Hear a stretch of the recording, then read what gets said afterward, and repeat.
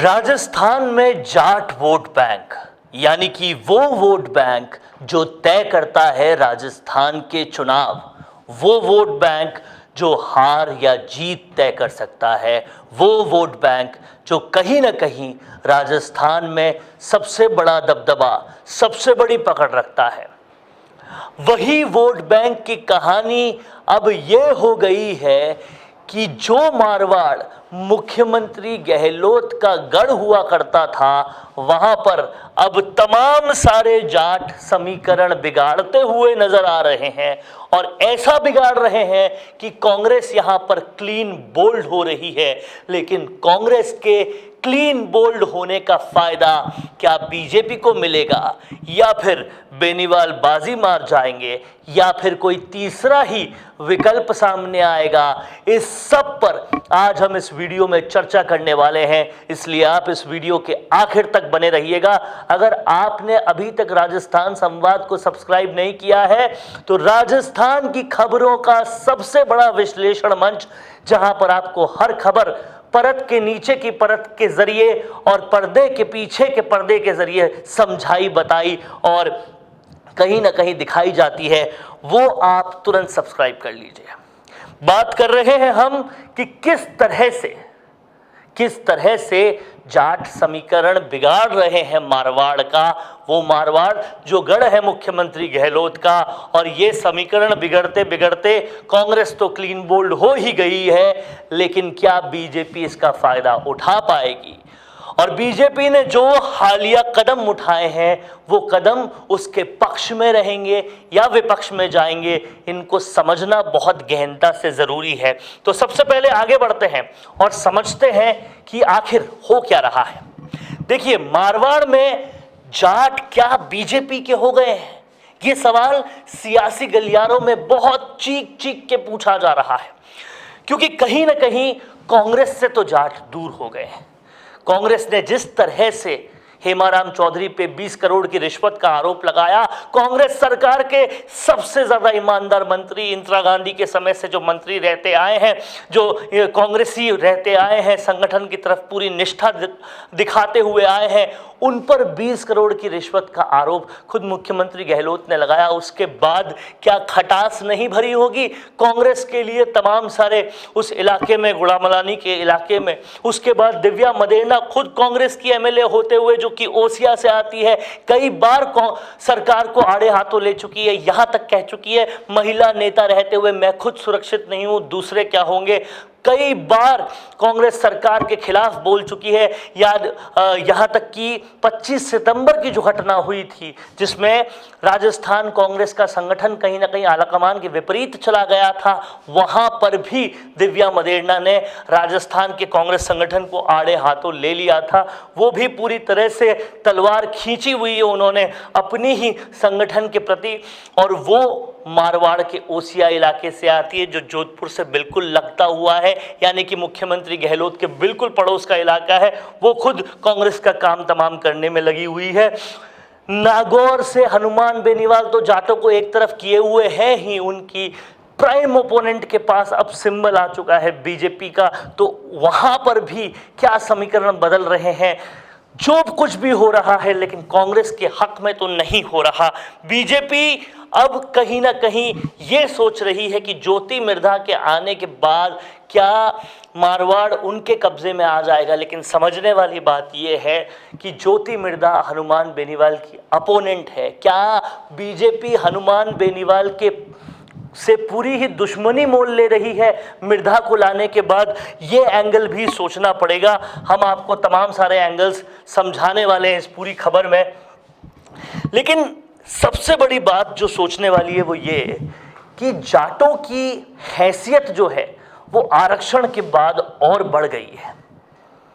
जाट अब और ज़्यादा इम्पोर्टेंट हो गए हैं, क्योंकि कहीं ना कहीं उनकी तादाद जो है वो तो हमेशा से ही बड़ी थी, लेकिन आरक्षण से मिलने के बाद अब उनमें एक तरह से एकजुटता किसी हद तक बढ़ी है। हालांकि बिखराव बहुत ज़्यादा है, लेकिन एकजुटता इस सेंस में कि वो पॉलिटिकली एक्टिव हुए हैं, पॉलिटिकली अब वो ये समझ चुके हैं कि हमको हमारी मांगें मिल सकती है और उस तरह से वो यूनाइट हो रहे हैं।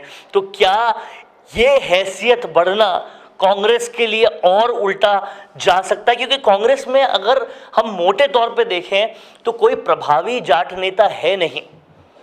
भले ही गोविंद सिंह डोटासरा को उन्होंने पीसीसी चीफ बना रखा है, लेकिन गोविंद सिंह डोटासरा ने पिछले 5 सालों में अपनी कहीं ना कहीं लोकप्रियता में जो कमी लाई है, चाहे वो आरएस अपने रिश्तेदारों को बनाने का मुद्दा हो, विवादों में रहने का मुद्दा हो, पेपर लीक का मुद्दा हो, ट्रांसफर्स पे भ्रष्टाचार का मुद्दा हो, इन सारे मुद्दों से अपनी पूरी क्रेडिबिलिटी को ख़त्म किया है। और उसके अलावा हेमाराम चौधरी जैसे ईमानदार नेता के खिलाफ रिश्वत के आरोप लगाकर कांग्रेस ने जाटों को दूर किया है।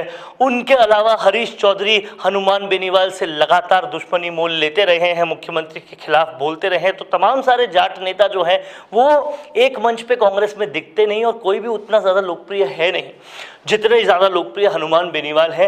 इसलिए कांग्रेस से जाटों की हैसियत बढ़ने से सिर्फ घाटा है, कोई फायदा खास नजर आता नहीं। समझने वाली बात यह है कि जाटों को कहीं ना कहीं अपने बस में लेने, अपने खेमे में लेने के प्रयास निरंतर होते रहे हैं। बीजेपी से वसुंधरा राजे भी ये प्रयास निरंतर करती रही है। वो हमेशा ये कहती रही है जाटों को साधने के लिए कि मैं तो जाटों की बहू हूँ। भले ही वो बहुत अरसे से अपने हस्बैंड से अलग है, लेकिन वो फिर भी अपने आप को जाटों की बहू बताती है, राजपूतों की बेटी बताती है, गुर्जरों को कहती है वो भी हमारे रिश्तेदार हैं क्योंकि हम उनकी बेटी ब्याह के लाए हैं। इस तरीके से वो तमाम सारे वोट बैंक साधती है। लेकिन क्या इस बार भी वो फॉर्मूला काम कर पाएगा? क्योंकि इस बार हनुमान बेनीवाल, दिव्या मदेरणा, ज्योति मिर्धा, हेमाराम चौधरी, इन तमाम सारे फैक्टर्स को भी ध्यान में रखना बहुत ज़रूरी है। तो ये अब एक घिसा पिटा फॉर्मूला की तरह हो गया है। बार बार कहकर वसुंधरा राजे नहीं साध सकती, और खासकर तब जब बीजेपी उनको मुख्यमंत्री पद का दावेदार नहीं बता रही, तब क्या वो ये पूरा फॉर्मूला साध सकती है? ये बड़ी सोचने की बात है। इस बार ये चीज़ काम नहीं करेगी। आगे बढ़ते हैं और समझते हैं कि क्यों लग रहा है इस बार मारवाड़ में बीजेपी को डर। देखिए, एक तरफ बीजेपी अपॉर्चुनिटी खोज रही है कि कांग्रेस की नहीं हो पाई जाट लॉबी तो हमारी हो जाए, लेकिन दूसरी तरफ बीजेपी को पता है कि ज्योति मिर्धा को अपने खेमे में लाकर उन्होंने हनुमान बेनीवाल को अपना दुश्मन बना लिया है। दूसरी तरफ उन्हें यह भी पता है कि लीडरशिप क्राइसिस कितना बड़ा है, बीजेपी में गुटबाजी कितनी ज़्यादा है। ऐसे में नंबर्स मेजॉरिटी में आना बहुत मुश्किल है। जब नंबर्स बहुमत में नहीं आएंगे तो आपको कोई गेम चेंजर चाहिएगा। वो गेम चेंजर हनुमान बेनीवाल हो सकते हैं। क्या आखिरी मौके पे आप उन्हें ला सकते हैं? देखिए, हनुमान बेनीवाल पहले कतरा रहे थे बीजेपी के साथ आने से क्योंकि वसुंधरा राजे उनकी दुश्मन थी।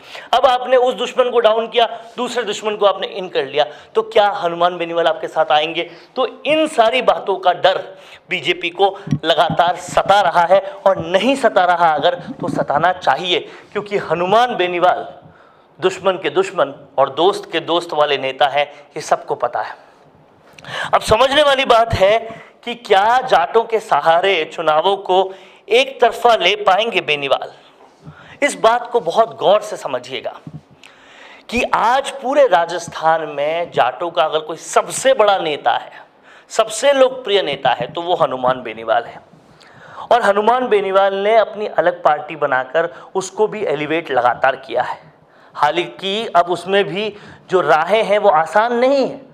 आसान इसलिए नहीं है क्योंकि इस बार दुष्यंत चौटाला भी मैदान में उतर गए, उनकी भी जाटों में पकड़ है। हालांकि राजस्थान में कम है, हरियाणा में ज़्यादा है, लेकिन कहते हैं कि वो भारत के सबसे बड़े जाट नेता हैं। अब वो कहीं ना कहीं राजस्थान में कूद पड़े हैं।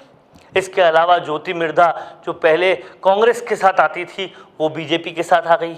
तो हनुमान बेनीवाल के पास चैलेंजेस कई सारे आ रहे हैं। ज्योति मिर्धा अगर मोदी जी का नाम लेके वोट मांगती है तो क्या वो हनुमान बेनीवाल को हरा सकती है? ऐसे भी क्वेश्चंस कई सारे चल रहे हैं।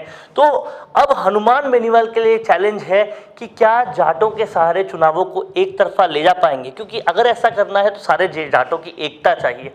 और हनुमान बेनीवाल एकला चले चलोरे वाली नीति पे चलते हैं, जब उनको कांग्रेस और बीजेपी के लीडर्स को एक साथ जोड़ना होता है तो वो आम आदमी पार्टी या दूसरी पार्टी के लीडर्स को जोड़ सकते हैं, लेकिन कांग्रेस और बीजेपी को एक साथ जोड़ना बहुत मुश्किल है। और दिव्या मदेरणा से लेकर हेमाराम चौधरी हमेशा एक पार्टी की तरफ रहे हैं, तो क्या वो उनके साथ जुड़ेंगे या नहीं, ये एक बड़ा सवाल है। मिर्धा के बीजेपी में आने से बीजेपी की उम्मीदें क्या हनुमान बेनीवाल को लेने से बीजेपी अब डर रही है या उन्हें उम्मीदें बढ़ रही है, तो साफ जाहिर सी बात है कि डर बढ़ रहा है, उम्मीदें नहीं, क्योंकि मिर्धा जब आ चुकी है तो हनुमान बेनीवाल तो नहीं आएंगे, ये कहीं ना कहीं साफ है, क्योंकि हनुमान बेनीवाल की दुश्मनी बहुत खरी है और ये बात बीजेपी को पता है। लेकिन बीजेपी दूसरी तरफ ये देख रही है कि दुष्यंत चौटाला से थोड़ा वोट बैंक कट जाएगा, थोड़ा वो वोट बैंक मिर्धा के साथ कमल का फूल लेकर आ जाएगा, तो हनुमान बेनीवाल अगर कमज़ोर होंगे तो उस तरीके से वो रूल नहीं कर पाएंगे अपोजिशन को या गेम चेंजिंग पार्टी को। तो ये सारा समीकरण बीजेपी बनाने की कोशिश कर रही है। पर अगर हम समझें कि मारवाड़ में जाट क्यों डिसाइडिंग फैक्टर है, देखिए जाटों की तादाद वैसे तो राजस्थान भर में सबसे ज़्यादा है वोट बैंक में, लेकिन वो और उनका कंसंट्रेशन मारवाड़ में और भी ज़्यादा है, और मारवाड़ में वो काफ़ी पॉलिटिकली एक्टिव भी हैं। आप देखिए हेमाराम चौधरी, दिव्या मदेरणा, हनुमान बेनीवाल, तमाम सारे बड़े नेता मारवाड़ से आते हैं, और उसके अलावा भी हरीश चौधरी और भी कई लोग मारवाड़ से आते हैं। तो मारवाड़ में कंसंट्रेशन बहुत है जाटों का। ऐसे में अगर ये जाट एक हो जाते हैं या किसी तरह से एकता ला पाते हैं या कोई 3-4 नेता एक जैसे हो जाते हैं, एक साथ हो जाते हैं, तो क्या एक डिसाइडिंग फैक्टर बना पाएंगे? ये सवाल जब जहन में गूंजता है तो दूसरी बात आती है कि क्या ये जाट एकता के साथ रह पाएंगे? और जब ये सवाल आता है तो जवाब मिलता है हाल में हुई जाट महासभा से। जाट महासभा में सबसे लोकप्रिय जाटों के नेता हनुमान बेनीवाल को नहीं बुलाया। निर्मल चौधरी जो सबसे उभरते हुए नेता है वो नहीं पहुंच पाए। आया कौन? आयोजन किसने किया? राजा राम मील ने, जो सिर्फ चुनावों के वक्त ही जगते हैं, और लिहाजा उस पूरे कार्यक्रम की कई सारे जाट लोगों ने ही विरोध कर दिया। तो यहाँ एकता नहीं है, ये साफ पता पड़ता है। और इस बिखराव के साथ जाटों में एकता कैसे आएगी? मिर्धा बेनीवाल, बेनीवाल हरीश चौधरी, ये जो दुश्मनी है ये कैसे पाट पाएंगे? ये वाकई बहुत मुश्किल है। ये शायद उससे भी ज़्यादा मुश्किल है जितना मुश्किल INDIA के नेताओं को एक साथ करना है, उससे भी ज़्यादा मुश्किल ये लगता है। बातें चल रही है सियासी गलियारों में कि क्या जाटों में कोई नया समीकरण बन सकता है। देखिए, अगर ये समीकरण बन जाए एकता के साथ तो किसी भी तरीके से इनको भेद पाना मुश्किल है। लेकिन समझना पड़ेगा जाट नेताओं के कैरेक्टर को। जाट नेता बहुत ही साफ गोही वाले होते हैं, बहुत ही तुनक मिजाजी होते हैं, बहुत ही स्ट्रेट फॉरवर्ड होते हैं, और वो किसी से दबते नहीं।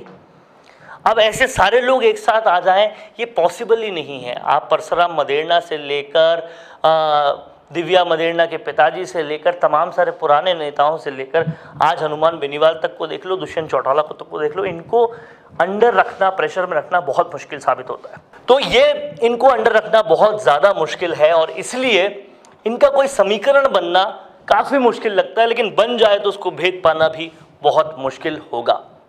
और कहीं ना कहीं सबसे बड़ी बात यह है कि अगर ऐसा समीकरण बन जाता है तो फिर राजस्थान में कांग्रेस बीजेपी छोड़कर कोई और पार्टी भी आ सकती है, लेकिन ऐसा होगा नहीं।